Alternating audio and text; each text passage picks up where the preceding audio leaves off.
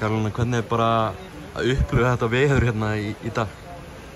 Það er eiginlega bara mjög næs.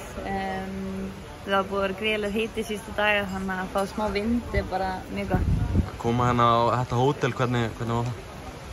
Yndislegt, þetta er geðveikt hótel og yndislegt útsýni, bara maður getur ekki kvarta. Það tekið alveg rosalega vel á móttökurinn?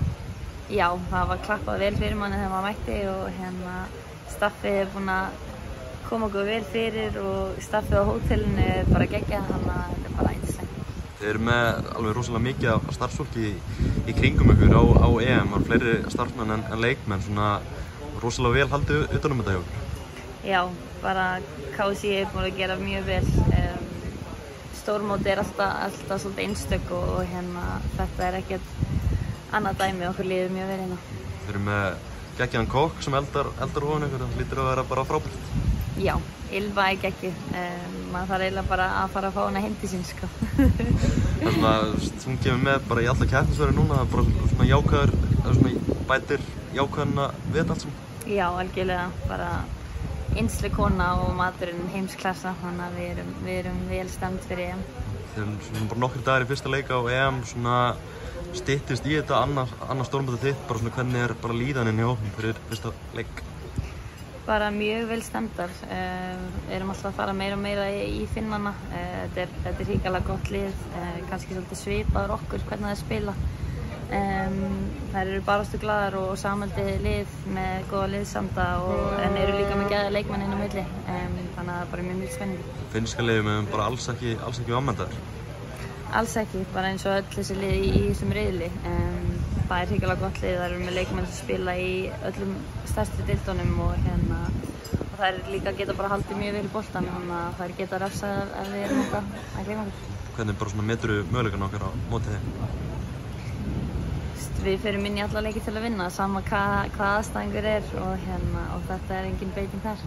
Svona bara riðillinn samt svona almennt, þetta er rosa svona jafn og spennandi riðill. Við fáum Finnum fyrsta leik og svo bara 2 alvöru leikir eftir það, mótið liðum sem við þekkjum vel. Já, þetta er hrikalega spennandi riðill og ég er bara mjög spennt. Hvernig hefur bara allur undirbúningur gengið fyrir fyrsta leik? Bara mjög vel. Mér fannst við spila vel á móti Serbum sem er góður undirbúningur fyrir Finnana.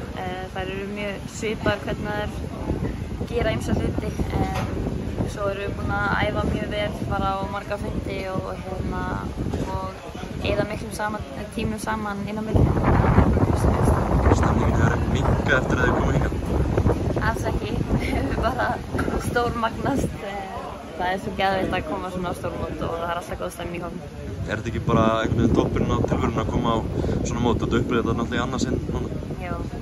Jú, þetta er einstök tilfinning og það fer svo vel okkur og KSÍ gerir hrikalega vel og hótel er geðveikt og maður er bara að trillast í spenningi. Er öll fjölskyldan að koma út til Sviss á fyrsta leik? Já, öll fjöldan og amma, afi og það verður mjög mikið stemming í ístöðinu. Hvernig heldur að verða að sjá fjölskylduna í fyrsta leik? Ég held að það verði mjög mikið gæsað og mómenta. Svona í lokina var ég náttúrulega að spyrja út í að kallendur á Twitter að segja í dag. Hvað hefur við því að segja að fólk sé að segja að það sé frágengið og sért að fara til Inter? Ég get bara sagt að ég er samvinnspinn Bayern eins og alltaf, en framtíð mín mun rætast á næstu dögum og hvort ég verði ennþá í Bayern eða fyrir eitthvað annað þá ég verður bara að bíða spennt.